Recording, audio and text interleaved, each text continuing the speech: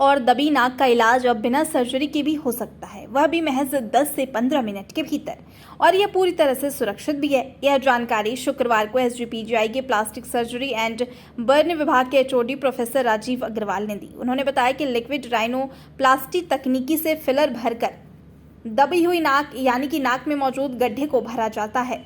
इसमें बहुत ही कम समय लगता है। इसके अलावा उन्होंने बताया कि इसी तरह अन्य तकनीक व इलाज की जानकारी के लिए शनिवार को एसजीपीजीआई में एक सीएमई का आयोजन भी किया जा रहा है। एसजीपीजीआई में कल एक कार्यशाला का आयोजन किया जा रहा है, जिसमें टेढ़ी नाक और दबी हुई नाक को लेकर जानकारी साझा करेंगे। हमारे साथ एसजीपीजीआई के प्लास्टिक सर्जरी विभाग के डॉक्टर राजीव अग्रवाल साहब हैं, उनसे जानकारी लेंगे किस तरह की ये कार्यशाला है और किस तरह के विशेषज्ञ इसमें हिस्सा लेंगे।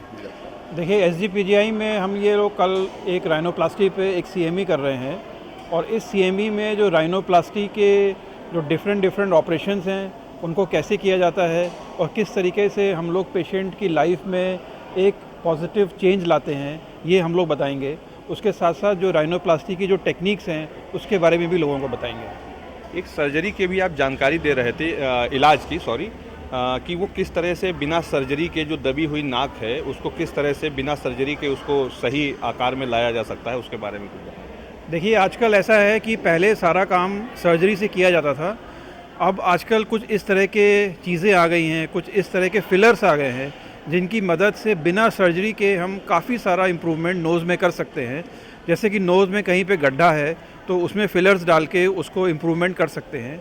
ऐसी राइनोप्लास्टी को लिक्विड राइनोप्लास्टी कहते हैं, जो कि फिलर्स की हेल्प से की जाती है, और मुश्किल से इसमें 10 से 15 मिनट लगते हैं। कोई ऑपरेशन की ज़रूरत नहीं है, कोई एडमिशन की ज़रूरत नहीं है, और पेन भी ऑलमोस्ट ना के बराबर होता है।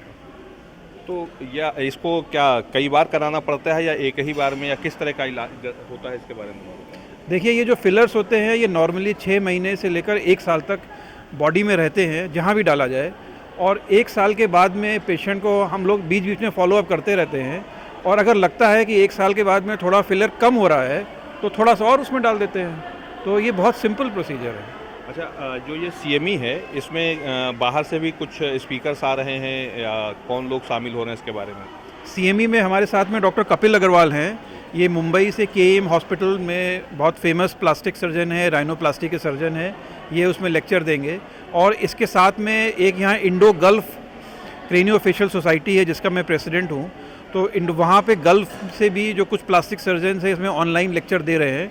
डॉक्टर तैमूर अल बुलूशी उनका प्रोग्राम में भी नाम है, कल उनका ऑनलाइन लेक्चर भी होगा। तो किस तरीके से डॉक्टर जो कपिल अग्रवाल साहब हैं, आप किस तरीके की जानकारी जो है कल साझा करेंगे, और जो लोगों को यहाँ के जो चिकित्सक हैं उनको भी जो है इसके बारे में जागरूक करेगी? जो नई टेक्निक्स आई हैं, जो मैंने की हैं, या जो अभी वर्ल्ड में नए प्रोसीजर निकल रहे हैं उनके बारे में डिस्कस करेंगे। साथ में नोज़ का जो चल रहा है हमारे यहाँ तो सदियों से चल रहा है, सुश्रुता जो ऋषि थे उनके ज़माने से नोज़ बनाने का काम चल रहा है।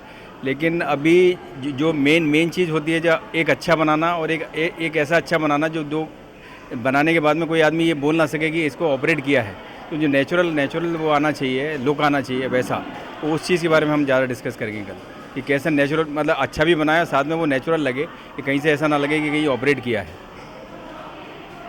2 विशेषज्ञ हैं, 30-35 साल का आप लोगों का जो है लंबा अनुभव रहा है। प्लास्टिक सर्जरी में कितना बदलाव आया है जो जब आपने शुरुआत की होगी और आज के समय में, थोड़ा इसके बारे में जानकारी दीजिए। देखिए, प्लास्टिक सर्जरी में पिछले 30 सालों में बहुत ज़्यादा बदलाव आया है।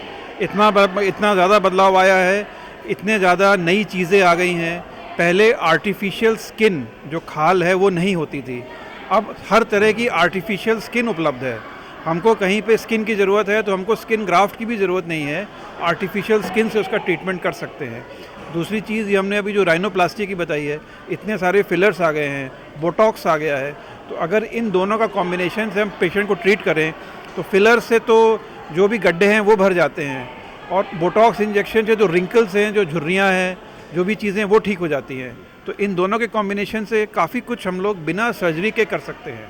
यानी बढ़ती उम्र को भी रोक सकते हैं? बढ़ती उम्र को रोक सकते हैं, और ये हो रहा है।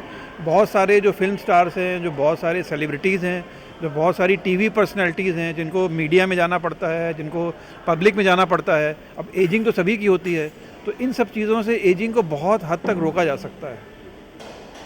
कल के जो कार्यशाला है उसमें बिना सर्जरी के दवाओं के माध्यम से प्लास्टिक जो सर्जरी है उसमें किस तरह के बदलाव आए हैं, इसके बारे में जानकारी साझा करेंगे। देखिए, मेनली तो कल सर्जिकल वाला पार्ट है कि सर्जरी से कैसे करते हैं, लेकिन ये वाले पार्ट का भी जो है कल डिस्कशन किया जाएगा कि नॉन सर्जिकल क्या क्या ऑप्शंस हैं, क्योंकि आजकल ज़्यादातर पेशेंट नॉन सर्जिकल ऑप्शन ज़्यादा चाहते हैं, ऑपरेशन कोई करवाना नहीं चाहता है। लोग सोचते हैं ऐसे ही ऑफिस में जाएं, बैठे बैठे काम हो जाए, ज़्यादा पेन ना हो, कोई प्रॉब्लम ना हो, तो नॉन सर्जिकल भी आजकल काफ़ी चलने लगा है। अब सर्जरी के बिना भी दवाओं से शरीर के हिस्सों को जो ठीक करने की जानकारी है वो कल चिकित्सक साझा करेंगे। वीडियो जर्नलिस्ट अंकित यादव के साथ मैं वीरेंद्र पांडे, अमृत विचार, लखनऊ।